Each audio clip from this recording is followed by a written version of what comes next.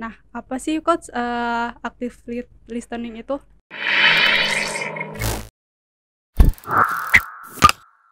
Halo sahabat coaching, balik lagi sama aku Aul di YouTube channel Coaching for Business. Nah, kali ini kita mau membahas apa aja sih skill yang harus dimiliki oleh seorang leaders. Yuk kita tanya langsung kepada Coach Adit. Halo Coach, Halo, apa kabar nih Coach? kabar baik? Alhamdulillah. Kesibukannya apa nih Coach hari ini? Hari ini rekaman aja. Rekaman aja Coach. Nah, aku mau nanya nih Coach. Salah satu skill yang harus dimiliki leaders itu kan active listening. Nah, apa sih Coach active listening itu? Oke, active listening atau menerkan dengan aktif itu memang menjadi salah satu keterampilan yang saat ini memang harus dimiliki oleh para leaders ya. Active listening itu apa gitu ya? Active listening itu adalah kemampuan seseorang untuk bisa menyerap atau menangkap informasi dari teman bicaranya. Informasi yang dikatakan maupun yang tidak dikatakan. Nah, itu. Apa itu Coach maksudnya Coach? Jadi kita nggak hanya bisa menangkap informasi dari apa yang teman bicara kita ungkapkan atau katakan, dalam hal ini katakan ya.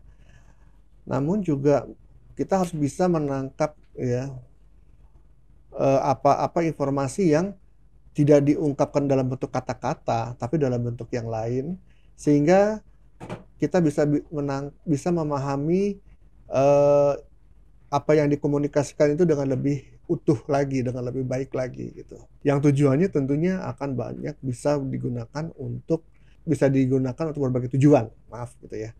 Bisa intinya misalnya juga bisa pertama kita bisa menangkap nih apa sebetulnya yang dimaksud gitu, yang mereka maksudkan. Kita bisa lebih paham lagi.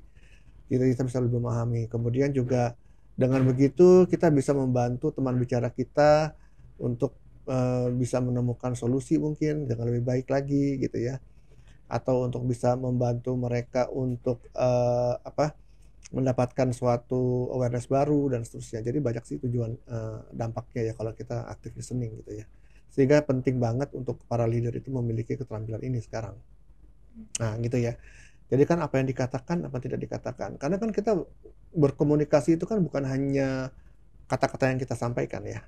Kita sekarang kita bicara komunikasi yang terjadi secara tatap muka langsung gitu ya. Ada 3 nih gitu ya. 3 faktor ya yang membuat komunikasi itu efektif. Pertama ya kata-kata yang kita sampaikan gitu kan. Isi dari kata-katanya. Kedua, cara kita menyampaikannya, cara kita mengatakannya itu juga ternyata penting tuh. Ya, caranya itu ada 2 jenis lagi nih, 2 hal. Dari suara kita ya. Intonasi mungkin. Bisa intonasinya, bisa kecepatan suaranya, bisa naik turunnya nadanya dan ya pokoknya faktor-faktor yang berkaitan dengan suara kita. Dan yang keduanya adalah bahasa tubuh kita dalam menyampaikan informasi tersebut. Gitu ya. Nah, jadi si leader ini tuh diharapkan bukan hanya dia bisa mendengar apa yang dikatakan, tapi dalam saat yang bersamaan dia bisa menangkap bagaimana teman bicara ini mengatakannya, suaranya ya, yang suaranya ketika menyampaikan itu, kecepatan suaranya, naik turunnya, intonasinya dan seterusnya. Kemudian bahasa tubuhnya. Apakah bahasa tubuh si teman bicara ini ketika menyampaikan itu seperti apa nih gitu ya, memberikan hal-hal yang aneh kah gitu ya, atau menunjukkan bahasa tubuh yang jelas gitu ya, atau seperti kayak nggak yakin atau apa. Nah itu macam-macam tuh ya, jadi dari bahasa tubuh itu. Jadi kita bisa dari ketiga hal ini nih, nah kita bisa menyimpulkan sebetulnya ini ya, informasi yang disampaikan itu sebetulnya hal apa gitu loh. Berarti bisa dibilang kalau kita sedang bicara dengan lawan nih Coach. Nah terus lawan Jangan kita, lawan, teman bicara. Teman bicara. Nah teman bicara ini tuh dengan menggunakan gaya bahasa tubuhnya tuh yang mungkin agak berbeda dengan yang diucapkan gitu Coach. Nah itu akan mempengaruhi persepsi kita sebagai pendengar gitu nggak sih Coach? Ya dari sisi itu iya gitu ya. Tapi kan sebagai atasan fungsinya pasti kalau kita melihat ya apa yang disampaikan itu, kata-kata yang disampaikan dengan bahasa tubuhnya kok ada ketidaksesuaian. Nah, dengan bisa menangkap informasi ini, tugasnya atasan selanjutnya adalah harus bisa mengklarifikasi Hmm. kepada si teman bicara itu, gitu loh. Mengklarifikasi kenapa kok berbeda, kenapa suaranya begini, dan seterusnya gitu ya. Dari situlah bisa akhirnya digali lagi lebih dalam ya, sehingga akhirnya menemukan sebetulnya apa sih yang sedang dia coba sampaikan gitu loh. Oh iya Coach, aku mau nanya nih, active listening seperti apa sih Coach yang harus dimiliki oleh seorang leader? Aktif listening seperti apa yang dimiliki seorang leader? Ya aktif listening yang seperti tadi saya sampaikan ya. Dia seorang leader itu harus bisa hadir sepenuhnya ketika berkomunikasi, ketika bicara dengan timnya nih. Kita bicara kalau leader pasti tim ya. Dengan timnya gitu ya. Kemudian fokus kepada apa yang disampaikan oleh timnya itu, baik itu kata-katanya maupun bahasa tubuhnya maupun intonasi suaranya. Kemudian setelah itu kalau perlu dia ada hal-hal yang perlu dia klarifikasikan, tanya gitu ya. Tadi Anda mengatakan ini maksudnya apa? Ketika Anda mengatakan itu suara Anda kok bergetar misalnya, apa yang terjadi? Ketika mengatakan itu kok Anda kayak wajahnya kayak menghadap ke bawah gitu ya. Atau ketika kamu menyampaikan sesuatu yang bagus tapi kok ekspresi kamu kayak orang yang kayak nggak puas Bingung atau atau bingung, itu ada apa hmm. sebetulnya, itu mengklarifikasi ya. Dan cara yang lain dia harus bisa meringkas gitu ya, meringkas atau untuk memparaphrasingkan apa yang disampaikan gitu ya. Tujuannya apa? Yang pertama ya tentunya untuk menunjukkan, si leader ini menunjukkan kepada timnya bahwa dia mendengarkan gitu ya, sehingga timnya juga bisa akhirnya merasa kok dia didengarkan gitu ya, kalau ringkasannya benar gitu ya. Yang kedua, dengan meringkas atau memparaphrase itu juga untuk bisa mengklarifikasi juga sih gitu ya. Apakah ada yang salah atau ada yang kurang atau ada yang persepsinya, untuk menyamakan persepsi juga bisa dengan meringkas itu gitu ya. Jadi ya active listening yang seperti apa ya, ya seperti itu gitu ya.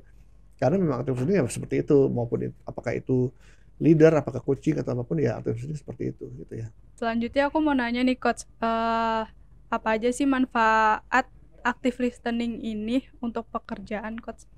Manfaatnya active listening dalam pekerjaan ya, sebagai seorang leader kepada timnya. Manfaat yang pertama ya, yang sangat bagus banget adalah dengan kita active listening, itu bisa meningkatkan, rasa aman bisa meningkatkan rasa nyamannya si tim gitu ya kepada kita. Ya, jadi bisa membangun trust. Ya, kenapa ini bisa terjadi gitu ya, trust-nya bisa terbangun dengan active listening gitu ya. Karena si tim itu ketika tim leader selalu mempraktekkan active listening dengan baik gitu ya, si tim ini merasa kayak didengarkan. Jadi setiap apa yang dia sampaikan itu tidak di-judge atau tidak dicuekin gitu ya, tapi selalu ditanggapi dengan baik gitu ya. Nah itu sendiri tuh hanya begitu aja tuh udah membuat si tim itu merasa nyaman gitu loh. Nah gitu ya. Yang kedua ya tentunya bukan hanya itu ya, pada akhirnya bisa membantu memberikan solusi ya, memberikan jawaban, bisa membantu tim menemukan suatu jawaban dari permasalahan-permasalahan yang dihadapi, itu ya. Dan dengan membuat tim itu merasa terbantu seperti itu, ya muncul lagi rasa trust lagi gitu ya. Jadi ujung-ujungnya ya active listening ini bisa meningkatkan atau leverage kemampuan apa ya, proses komunikasi antara leader dengan timnya gitu ya. Yang kemudian akan memberikan hasil yang bagus gitu ya dalam pekerjaannya, dan akhirnya juga timnya merasa didengarkan oleh atasannya, dan akhirnya rasa trust dan nyaman itu dengan atasannya akan bertambah gitu ya. Jadi dampaknya banyak banget gitu ya. Active listening ini. Makanya perlu dipraktekin dengan baik sih. Nah, kalau misalkan nih Coach, di dalam antara komunikasi leader dengan timnya itu kurang baik. Nah, itu gimana sih Coach, cara menanganinya? Kayak misalkan nih, suara tim sedang mencurahkan atau menyampaikan suara kepada leader. Nah, itu leadernya ini tuh lagi kurang fokus atau gimana gitu. Oke. Itu gimana? Ya masing-masing pihak harus bisa memperbaiki diri ya. Nggak hanya leadernya juga sih, tapi juga nggak hanya timnya. Dari sisi timnya kalau dia mau menceritakan permasalahannya juga, dia pertama ya dia harus tahu momen yang tepat ya kepada atasannya itu ya. Jadi nggak langsung ini ya, langsung labrak gitu, langsung Hmm. interupsi gitu ya. Lihat waktunya, kalau misalnya karena leader itu kan pasti dia ada waktu-waktu di mana tuh sibuk banget ya, ada waktu-waktu dia bisa lenggang gitu ya, lapang. Jadi perlu cek dulu nih, apakah leadernya siap untuk mendengarkan gitu ya. Hmm. Yang pertama itu, yang kedua ya ketika menyampaikannya juga harus jelas juga sih, tim ini ya harus menyusun kata-kata, merangkai kata-kata dengan baik gitu ya, agar bisa disampaikan dengan jelas ke atasannya. Itu dari si timnya ya. Timnya. Kalau dari sisi atasannya juga sama gitu ya. Ya kalau misalnya si timnya sudah berusaha mencari waktu yang tepat untuk bisa menyampaikan permasalahannya, leader-nya juga harus bisa menyiapkan waktu gitu ya. Harus mau gitu ya, menyiapkan waktu khusus untuk Timnya. ketemu dengan timnya dan berdiskusi ya, berkomunikasi gitu ya. Jadi nggak apa ya, jangan menghindar juga gitu ya, atau kayak apa gitu ya. Jadi betul-betul siapkan waktu untuk bisa berkomunikasi dengan timnya, kemudian ya pada saat itu si leader-nya ini juga harus paham bahwa dia tuh ketika dengar dengan tim itu segala kesibukannya harus dihentikan dulu gitu ya.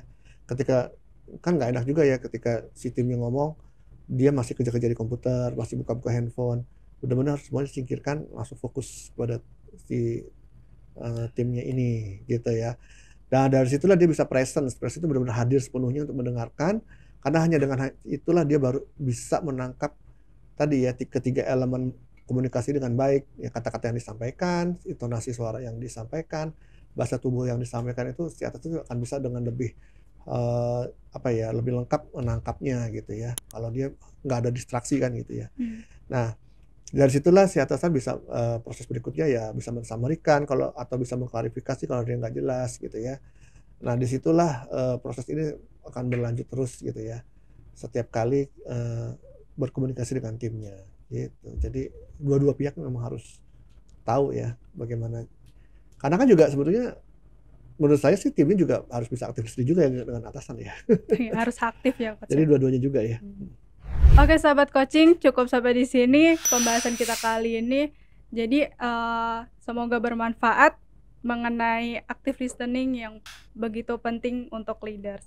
Nah, akhir kata dari aku Aulia. Saya Aditya Wijaya, sampai jumpa Sampai jumpa lagi. lagi.